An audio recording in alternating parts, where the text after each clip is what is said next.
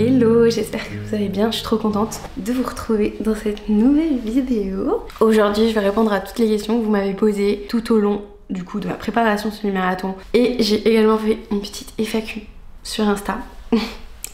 Pardon, voilà, très star tout ça, vraiment je vais répondre à toutes les questions auxquelles j'ai pas répondu depuis le début. Si vous me connaissez pas, moi c'est Ainoa, je déteste faire ça, les présentations et tout.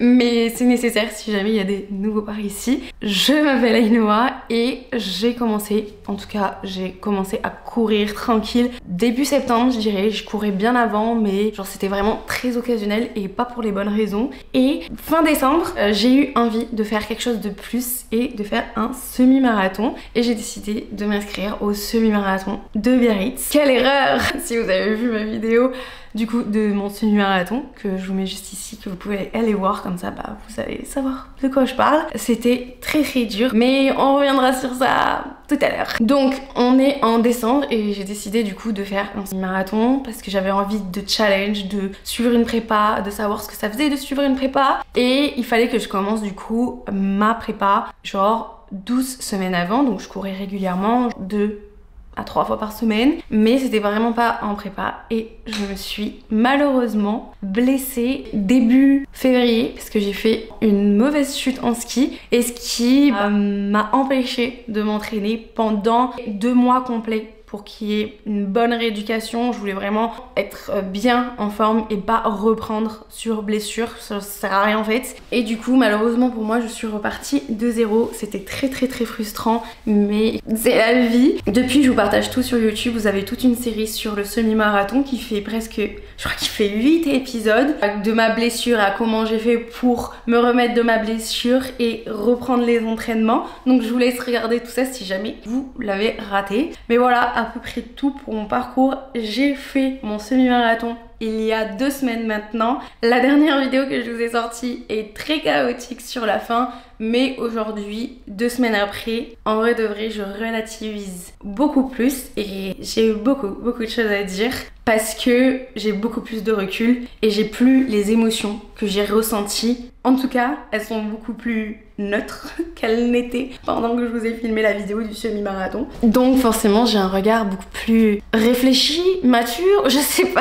Voilà un peu comment je décrirais ma situation sportive. Après du coup, j'habite à Hossegor, je bois beaucoup de café, mais ça je vous laisse découvrir dans les autres vidéos. Là on va parler uniquement de la course à pied. Du coup je vais vous faire surtout un bilan à froid de justement mon expérience du semi-marathon. Du fait que je me sois blessée, j'ai pas pu faire les semaines de préparation que je voulais et surtout je suis vraiment repartie de zéro en commençant ma prépa. Du coup c'est vrai que ça a été très difficile et au lieu de faire 12 semaines de prépa avec un antécédent, j'ai fait 9 semaines de prépa sans antécédent, donc vraiment en repartant de zéro et surtout en faisant très attention à ma blessure pour pas me reblesser. Et c'est vraiment quelque chose que je pense que j'ai oublié au fur et à mesure des semaines parce que en soi 9 semaines ça paraît beaucoup mais c'est pas beaucoup. Et il faut savoir que quand on démarre une prépa, donc qu'on fait par exemple 12 semaines de prépa, normalement t'es censé déjà avoir couru avant et t'avoir entraîné avant et pas faire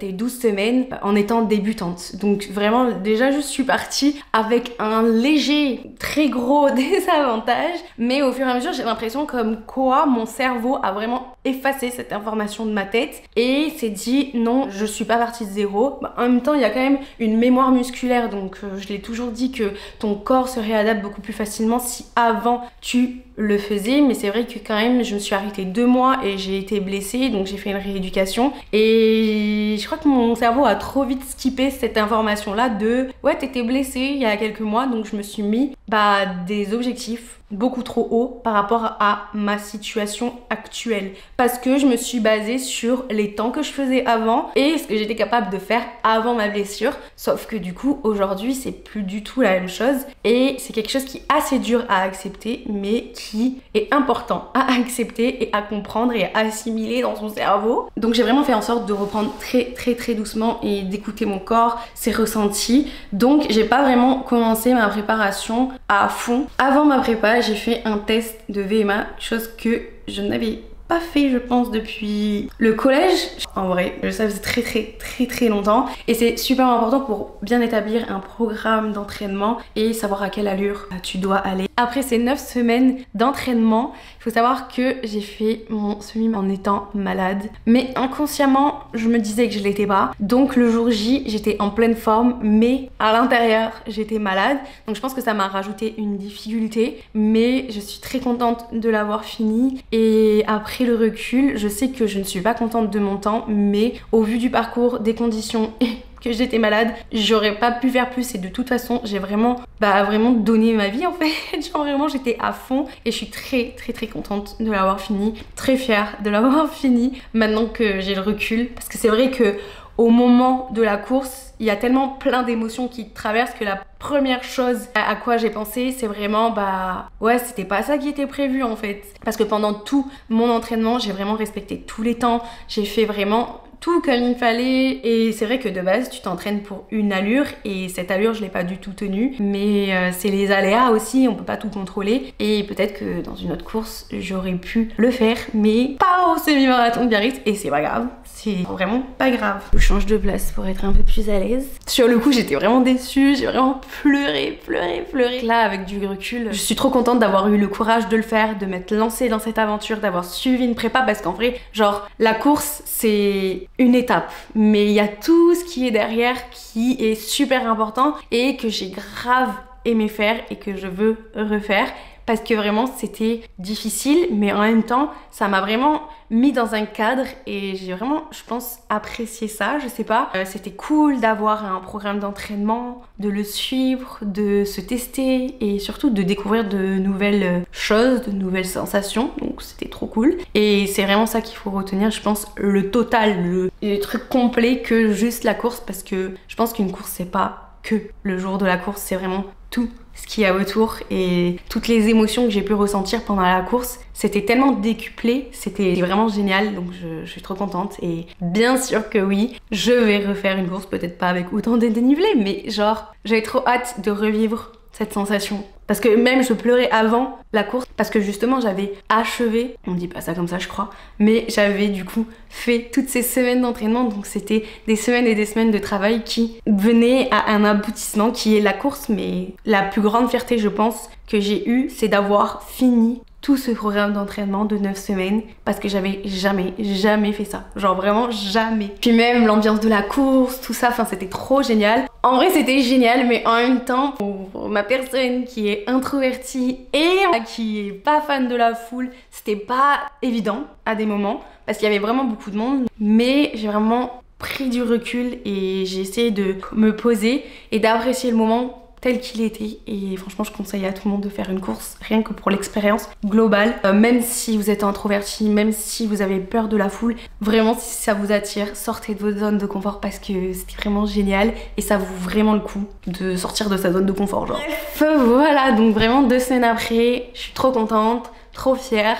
et merci énormément pour vos messages. C'était trop cool d'avoir vos retours, c'était trop cool d'avoir vos messages d'amour, ça m'a fait trop du bien, c'était vraiment merci. Bref, on va passer à la partie questions parce que je parle un peu trop. Je pourrais pas répondre à tout je pense, parce que sinon cette vidéo va durer 1h30. Vous avez envie de regarder 1h30 ou pas? Parce que je sais pas trop. Il faut une préparation de combien de temps pour être bien? Je dirais d'au minimum 10 semaines, voire 12 semaines pour être bien. Et comme je vous disais avant, vraiment avoir couru avant, donc pas démarrer en étant débutante une préparation, vraiment avoir couru avant, faire des séances avant, courir 2-3 fois par semaine avant, à votre rythme et un peu comme vous voulez, mais vraiment avoir déjà une expérience dans le running avant de démarrer une prépa. Mais je pense entre 10 à 12 semaines c'est pas mal. 12 semaines c'est l'idéal, moi c'est ce que je devais faire de base, mais au final j'en ai fait 9, donc j'ai tout regroupé du coup, mais voilà, 12 semaines franchement c'est parfait je pense.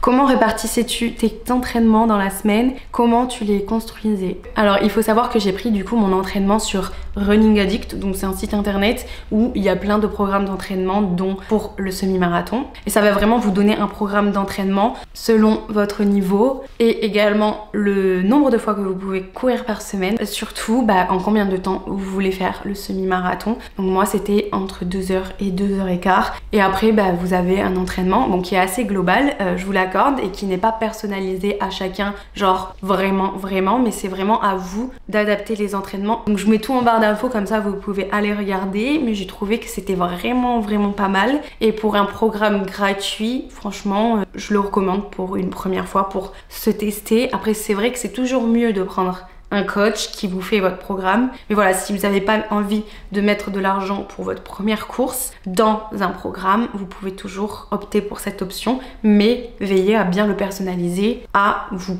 C'est super important en vrai. Du coup, j'avais 3 séances à faire par semaine. Avec le renforcement musculaire, ça faisait 5 séances parce que je faisais 2 séances de renforcement musculaire, et j'essayais vraiment de laisser des repos entre les runnings de au moins 1 à 2 jours, et pareil entre les 2 séances de musculation. Dans les 3 séances que j'avais à faire de course, il y avait un long run avec du coup un programme spécifique à l'intérieur, donc c'est pas vraiment que genre tu cours pendant 1h40 par exemple et tu ne fais rien. Non, il y a un programme tout à l'intérieur qui te dit d'accélérer, d'aller plus doucement, enfin bref, tu fais des petits exercices dedans. Un fractionné par semaine et une séance EF, donc c'est vraiment l'allure lente où tu dois être confortable et pouvoir parler pendant normalement. La séance EF, vu qu'elle prenait pas beaucoup d'énergie, je l'assemblais avec du coup mon renforcement musculaire de la semaine, donc un des 2, et les autres je les faisais indépendamment pour justement garder l'énergie où il fallait la mettre. Ça dépendait vraiment des semaines, mais à peu près, je dirais une semaine type, c'était vraiment par exemple le lundi, je faisais du renforcement musculaire et je terminais ma séance par du EF, donc c'était souvent 45 minutes, 1 heure EF, mais vu que ça me prenait pas d'énergie, je le mettais avec une séance de renforcement. Ensuite, le mardi par exemple, si j'étais pas trop fatiguée, je faisais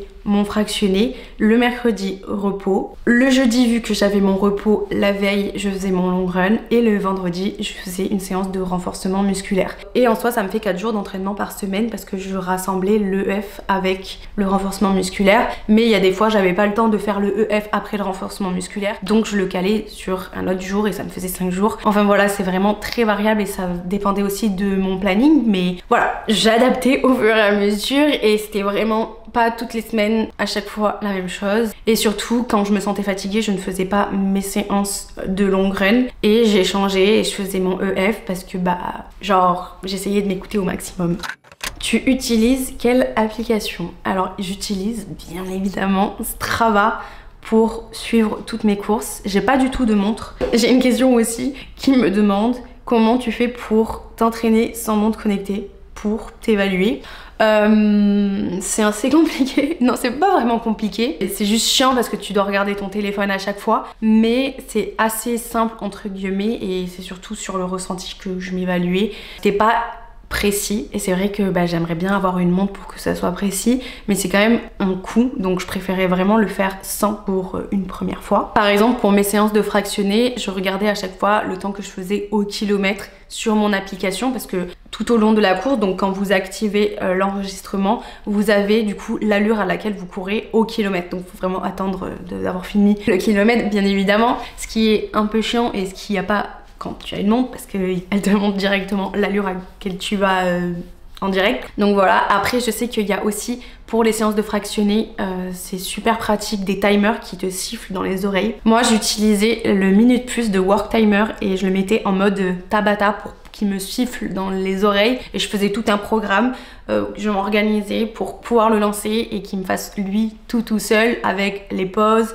les temps de repos et le nombre de fois que je devais faire la série. Si je devais faire par exemple 2 fois, 10 fois, 30 secondes, je le mettais tout dans l'application et c'est lui qui me sifflait dans les oreilles et qui me disait quand m'arrêter, quand continuer, quand redémarrer, et c'est super pratique pour les séances de fractionné. Et sinon après je regardais aussi mon application pour savoir mon allure, mais je faisais vraiment au ressenti et pas vraiment des allures exactes. En fait, j'étais pas vraiment très stricte avec moi-même, je me laissais pas vraiment une large, mais j'étais pas à par exemple 5,35 pile, et c'était vraiment entre par exemple 5,25 et 5,45. Je devais aller à cette allure là et ça allait très bien en soi. Pour une première fois, j'avais pas vraiment besoin d'être précise et c'était très bien comme ça. Écoutez, je me suis débrouillée, on s'est débrouillé.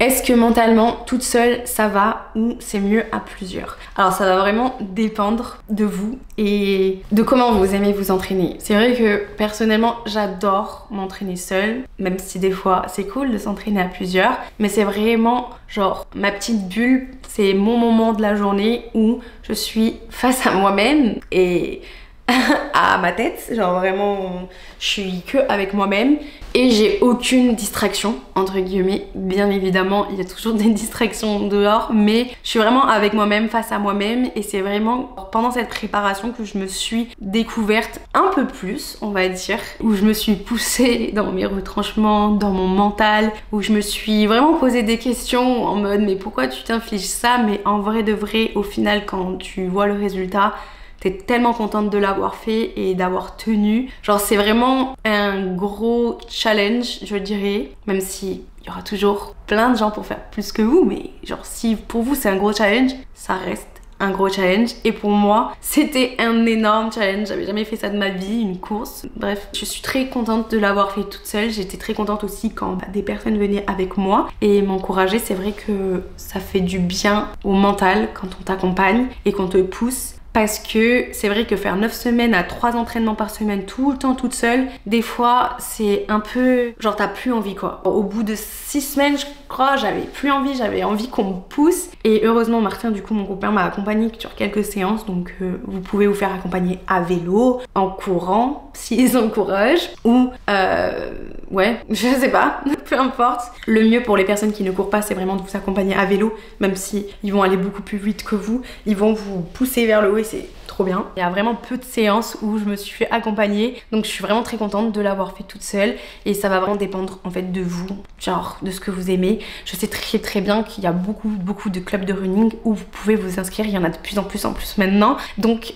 profitez-en si jamais vous en ressentez le besoin de justement être en groupe pour vous accompagner, vous entraider. C'est super important, c'est vos ressentis, et de toute façon ça coûte rien de tester, et comme ça vous voyez, et comme ça vous pouvez savoir ce que vous préférez. Mais personnellement je préfère courir toute seule parce que je préfère courir à mon allure, je préfère me retrouver toute seule dans mes écouteurs. C'est vrai que c'est mon moment. C'est pas parce que j'étais toute seule que je me sentais seule, je sais pas comment expliquer, genre vu qu'il y avait vraiment beaucoup de gens sur les réseaux sociaux qui faisaient des entraînements pour le semi, surtout le fait de partager mon expérience, je me sentais pas vraiment seule. Je sais pas comment vous expliquer, mais j'avais l'impression que je le faisais avec vous quoi, et on était tout ensemble en train de le faire.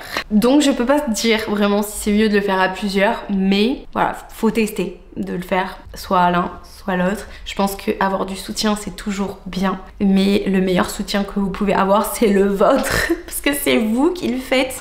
Par quelles émotions es-tu passée pendant le semi?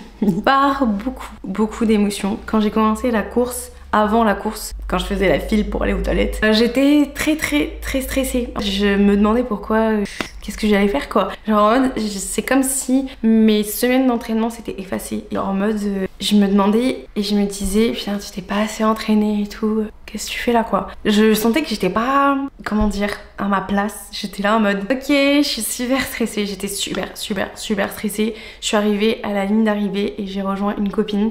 Il y avait tellement de monde, ça m'a un peu angoissée je vous avoue, parce que je suis assez anxiogène de la foule, et tout. Il y avait beaucoup de monde, on était très serrés, enfin bref, normal quoi, un début de course, enfin genre un départ de course quoi. Mais c'était très bizarre parce que c'est exactement le type de situation que j'évite au quotidien, d'être regroupée à ce point, mais bon. Voilà, après ça allait bien mieux parce que du coup on courait donc on était tous séparés. Mais c'est vrai qu'au début c'était assez stressant et angoissant le fait qu'il y ait beaucoup de monde. Mais bon, je suis passée au-dessus. Je suis passée au-dessus parce que vraiment mon stress était beaucoup plus grand que mon angoisse de la foule. Vraiment mon stress était tellement grand et en fait on a fait des faux départs. On avait l'impression qu'on partait mais en fait on partait pas parce qu'on n'était pas dans le sas. Genre en mode ça a duré tellement longtemps. Donc on a bien attendu genre 40 minutes comme ça, en mode on pensait qu'on allait partir et en fait on partait pas. Vraiment genre trop stressant, c'était encore plus stressant parce que genre à chaque fois qu'ils annonçaient un départ, on avait l'impression qu'on allait partir et au final on partait pas. Donc au final notre vrai départ, j'ai même pas stressé parce que j'avais l'impression qu'on n'allait pas partir. Après on est vraiment parti, donc on est parti. Et quand on est parti, en fait du coup j'étais avec ma copine du coup Naomi et on est resté un peu ensemble jusqu'à la première descente où je sais que je suis plus performante dans les descentes, donc du coup j'ai accéléré dans la descente parce que je me suis dit c'est ton moment. T'es performante dans les descentes, vas-y. Et après du coup on s'est toutes les deux séparées. Elle est partie bien devant moi. C'était très stressant et en fait là genre tout s'est relâché et je me suis vraiment concentrée jusqu'à la première côte où je me suis dit oh ça va, c'est tranquille les petites côtes et tout. Mais en fait c'était pas une côte, et jusqu'à la première grosse côte où je me suis dit ok, là genre je commençais à avoir la haine en fait. Genre vraiment je commençais à avoir la haine. Quand j'ai vu la première côte, je me suis dit mais c'est quoi ça? Genre vraiment la bonne côte au bout du 5e kilomètre. Genre il y avait une bonne côte là, mais vraiment comme ça, j'étais là. Pardon? Parce que moi je m'étais imaginé dans ma tête certaines côtes que je connais de Biarritz, mais en fait en arrière de Biarritz, donc dans les terres, il y en a un aussi. Donc je les connaissais pas. Voilà, super, j'étais là en mode, je commençais à avoir la haine. Après je suis passée par un état de joie parce qu'il faisait tellement chaud. Il y avait des gens dans leur jardin qui nous lançaient de l'eau avec leur arrosoir, mais j'étais refaite. Au bout du 6e, 7e kilomètre, j'étais là, ah ouais mais de la pluie en fait. Je veux qu'il pleuve, alors que le matin j'étais contente qu'il fasse beau. Enfin un regret total, j'aurais préféré limite qu'il pleuve au moins un tout petit peu quoi. Un peu de rafraîchissement quoi. Non vraiment j'étais au bout de ma vie pour la chaleur et je commençais vraiment à avoir la haine à partir du moment où j'ai fait du coup toutes les côtes du 6 ou 10e kilomètre. Et au bout du 10e kilomètre je crois ça commençait vraiment à descendre et à être plat, donc tout en face de l'océan. C'était super mais j'ai même pas profité parce que j'avais trop la haine, parce que j'étais tellement fatiguée et mes jambes tremblaient tellement parce que elles avaient subi des côtes que j'avais trop la haine envers moi-même parce que j'arrivais même pas à accélérer sur du plat et j'étais là en mode c'est une blague en fait. Est-ce que tu pourrais accélérer? Tu t'es entraînée à accélérer là. Genre où sont mes jambes? Genre en fait j'avais juste la haine parce que j'avais plus de jambes. Après du coup je suis passée par des états de dégoût aussi parce que il faut savoir que j'ai pris des pâtes de fruits. Je l'avais pris une fois pendant une course pour voir ce que ça faisait et tout, c'était très bien, sauf que là du coup avec la chaleur, l'épuisement et tout, enfin l'épuisement total, en fait les pâtes de fruits mais plus jamais, ça me collait aux dents et tout, j'étais là c'est dégueu. Genre vraiment c'était dégueu, donc je conseille pas du tout parce que ça colle aux dents en fait, c'est juste chiant parce que t'as la pâte de fruits pendant 5 minutes dans la bouche là qui colle là, c'était dégueu. Et après on nous a servi de la San Pellegrino parce qu'il y avait plus il y avait plus d'eau au 15e kilomètre, au ravitaillement du 13e kilomètre, il y avait plus d'eau. J'étais obligée de prendre en plus, j'avais trop soif. Ils nous ont servi de la San Pellegrino, je sais même pas comment décrire, j'ai pris une gorgée, j'ai cru que j'allais vomir. Heureusement il y avait quelques mètres après mes parents qui m'ont donné de l'eau. Genre j'étais là, c'est ma gourde. Et après je suis passée par encore plus de haine. Le résumé de cette course c'est la haine. Genre j'avais la haine, genre vraiment. La dernière côte pour aller au phare de Biarritz, genre c'est comme ça pour ceux qui connaissent. Et genre c'était vraiment genre au 17e kilomètre. Et j'étais là, pourquoi tu t'es inscrit à cette course? Genre vraiment j'étais là. Ok tu tiens et tout. De la déception aussi, je suis passée par la déception forcément. Au bout du 15e kilomètre je voyais mon temps et j'étais là en mode eh ben ça fait 2 heures, c'était ton objectif, c'est bien, il te reste encore 5 kilomètres. Genre j'étais là genre vraiment j'avais le seum, j'avais vraiment le seum. Je suis passée par des phases d'épuisement et genre de peur. Un peu j'avais peur parce que vraiment il y avait beaucoup de gens qui étaient sur le bas côté genre au bout du 18e kilomètre parce que c'était vraiment, il faisait super chaud et c'est vraiment le pire je pense parce qu'il y avait encore des côtes, enfin bref. Et genre vraiment le trauma les côtes. Je voyais tellement de gens sur le bas côté genre justement après la montée du phare, donc qui est bien comme ça, et il y avait plein de gens qui s'évanouissaient et qui étaient vraiment en PLS et j'étais là en mode j'ai peur, écoute-toi. Donc je me suis vraiment écoutée et ça l'a fait, mais il y a des fois j'étais là ouh il fait très chaud quand même. Donc j'ai eu un peu peur sur la fin, donc c'est pour ça que je me suis calmée et je me suis dit écoute-toi s'il te plaît, ne fais pas la folle, je veux bien que tu veuilles te prouver des trucs, mais prouve-toi surtout que tu te connais bien et écoute-toi. Donc c'est ce que j'ai fait et comment vous dire? En fait je pense que quand je suis passée la ligne d'arrivée, c'était genre le soulagement. Enfin. Genre enfin en fait. Genre vraiment enfin la ligne d'arrivée. J'ai même pas accéléré à la fin, je pouvais pas. J'étais là en mode enfin je peux m'arrêter en fait. Vu que j'en ai parlé, on va rebondir sur une autre question, c'est tu avais prévu quoi à manger? Est-ce que ça t'a suffi? Je me suis dit que des pâtes de fruits ça irait, mais non ça m'a pas suffi du tout. Je pense que j'aurais été mieux avec des gels, mais j'ai jamais testé et j'aimerais bien tester dans les mois à venir. Ça m'a pas du tout suffi parce que justement en fait j'arrivais pas à les ingérer parce que ça me collait et ça me gênait plus qu'autre chose. Déjà que j'étais en PLS et en sueur et genre en nage, si en plus je me mettais des trucs qui me collaient aux dents, vas-y ça me saoulait, j'arrivais pas. Donc j'essayais quand même de me forcer de temps en temps à en prendre pour me donner un coup de boost, mais je pense que genre l'assimilation de la pâte de fruits, le temps qu'elle digère et tout, ça m'a pas vraiment donné de coup de boost, donc voilà, ça m'a pas vraiment suffi. Je suis très contente d'avoir pris mon gilet d'hydratation parce que le jour où on a fait le semi, il faisait très chaud et franchement les points de ravitaillement c'était pas assez suffisant je trouve par rapport aux conditions du jour. Je finissais vraiment ma bouteille de 50 centilitres en 2 secondes tellement j'avais soif et besoin d'eau. Il y avait un ravito toutes les 5 km et à chaque fois au ravito je buvais.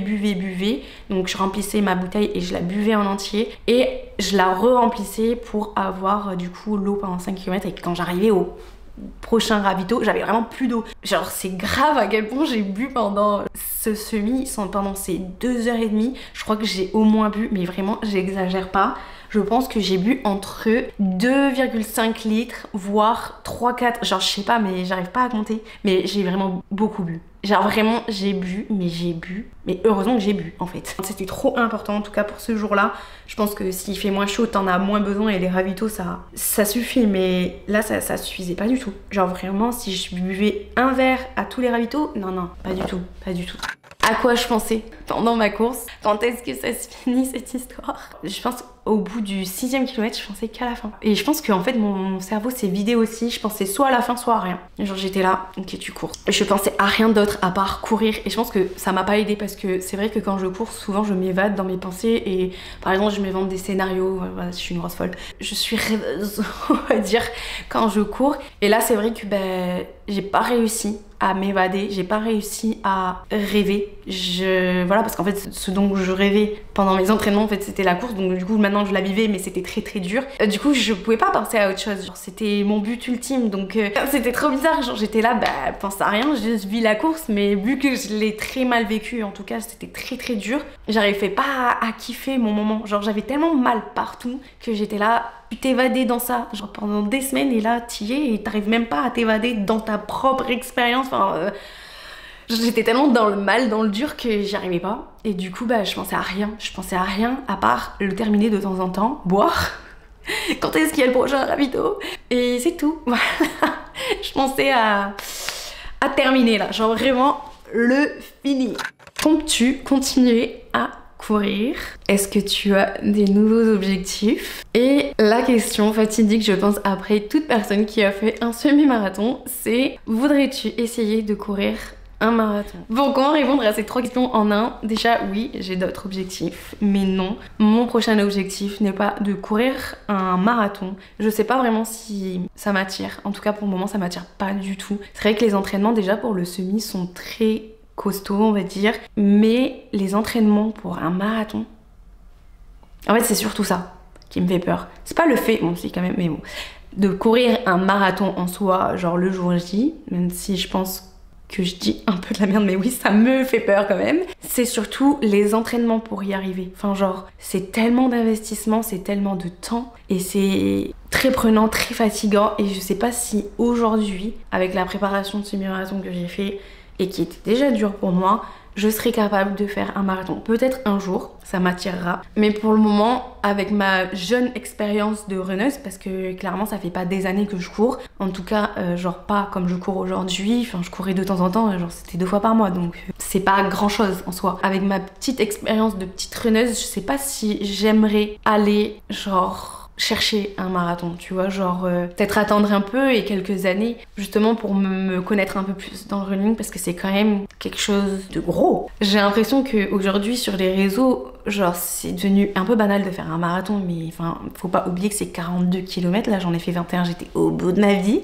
42, je trouve que pour une jeune runneuse c'est quand même très engagé. Après aussi ça dépend de ce que l'on aime. Je sais que genre la durée c'est peut-être pas quelque chose que j'apprécie pour le moment et je sais qu'il y a d'autres courses, il y a d'autres distances qui sont potentiellement plus faites pour moi. Chose est sûre, c'est que j'ai envie de retenter un semi-marathon d'ici 6 mois, je dirais. Je sais pas encore auquel je vais m'inscrire, mais je veux retenter un semi-marathon sur du plat, ça c'est sûr. Parce que j'avais tellement la haine que il faut que je le refasse. Faut que je prenne ma revanche, ça c'est sûr et certain. Mais j'aimerais aussi m'aventurer sur d'autres courses, d'autres distances, comme par exemple du 10 km ou peut-être du 5, mais pour le moment, je suis plus attirée sur du 10 km. Je trouve que c'est cool cette distance et j'aimerais bien m'améliorer sur cette distance et justement aller de plus en plus vite. Franchement c'est mon objectif pour le moment et voilà, refaire un semi-marathon mais pas de marathon pour le moment pour moi dans les prochaines années. Vous savez très bien que ça peut changer mais voilà, mon avis reste quand même assez tranché, c'est que je pense que je suis quand même une très jeune runneuse et qu'un marathon c'est assez engagé quand même pour quelqu'un qui vient de commencer il y a 6 mois. Voilà, il faudrait peut-être attendre au moins un an, genre est-ce que ça va vraiment me plaire encore dans un an, je sais pas, enfin voilà. Du coup je préfère être sûre que ça me plaît vraiment avant de m'engager dans un truc aussi engagé justement. Mon café est bien froid. Voilà, je pense que j'ai répondu à toutes vos questions. N'hésitez pas si vous avez d'autres questions. J'y répondrai je pense dans d'autres vidéos parce que je n'arrête pas là. Je continue toujours les vidéos tous les mardis à 18 h. C'est pas fini. Mes aventures ne sont pas finies. Je continuerai toujours à faire d'autres séries de vidéos. D'ailleurs, si vous voulez me suggérer d'autres types de vidéos que vous voulez voir sur ma chaîne, n'hésitez pas à me le dire en commentaire ou à m'envoyer un message comme vous voulez. J'aimerais trop tester plein de trucs, mais en tout cas, l'aventure du running ne se finit pas là. Je vais encore vous parler de running et encore et encore. On m'a aussi beaucoup demandé des questions sur mon équipement, mais je pense que cette vidéo est assez longue, donc je vous ferai une vidéo dédiée sur tous les équipements. Vous avez aussi tous les équipements que j'ai pris pour mon semi-marathon dans la vidéo du semi-marathon, mais je vous ferai une vidéo spécifique pour justement vous détailler parce que c'est pas très détaillé. Enfin bon voilà, je vous en parlerai dans pas très longtemps. Cette vidéo clôture et ça me rend un peu triste en vrai cette série sur le semi-marathon de Biarritz. J'espère que cette vidéo et cette série vous aura plu. N'hésitez pas à me dire ce que vous en pensez dans les commentaires, à vous abonner si ça vous a plu parce que c'est pas fini. Je vous fais des gros bisous, à très bientôt, à mardi prochain. Bisous.